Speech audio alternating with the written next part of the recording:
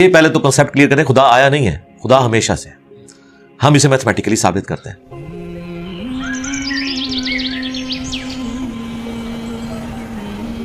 देखें, जो universal truth establish हो चुके हैं उसको तो आप कोई दोबारा से चैलेंज ना करें।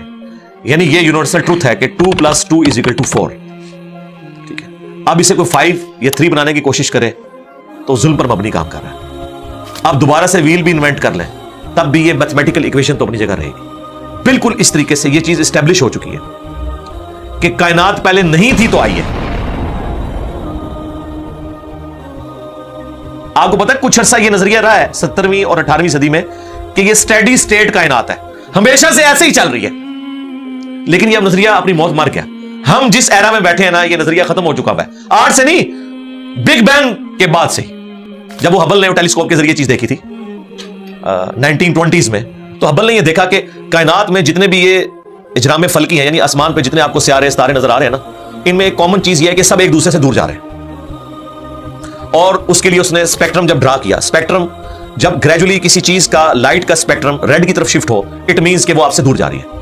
तो ये चीज लॉजिकल थी कि जब ये दूर जा रही है तो इसको टाइम में रिवर्स किया जाए तो किसी एक जगह से शुरू ही हो। यानी मैं हाथ में कुछ बॉल्स पकड़ूं और उन्हें यूं फेंकूं, सारे एक दूसरे से दूर जाएंगे। और ये यूनिवर्सल ट्रूथ है कि ये दूर इसलिए जा रहे हैं कि कहीं एक जगह से स्टार्ट हुए थे। ये तो एक नेचुरल चीज है।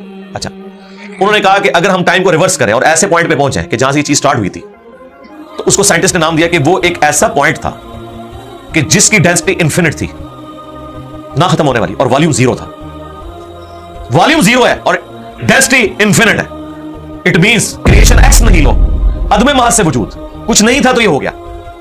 और फिर वो कहते हैं कि ये जो बिग बैंग हुआ है, इस बिग बैंग के बाद अगर 1 सेकंड के ट्रिलियन हिस्से के अंदर भी जरा सी डिस्टर्बेंस आती तो ये कायनात वजूद में नहीं आ सकती थी। और ये तो सिर्फ वजूद में आने की बात है।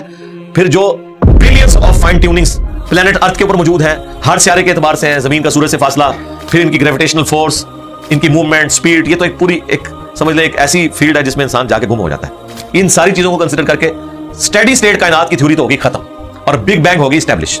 अब ये तो साबित हो गया कि क्रिएशन एक्स नहीं लो है, यानी इंसान या कायनात ये पैदा हुए हैं। प्रॉब्लम तब थी आपके लिए जब आप ये मानते कि ये भी हमेशा से इंसान पैदा हो रहे हैं और दूसरा एंड कोई नहीं है। ये तो मसला हल कर दिया आपका साइंस ने।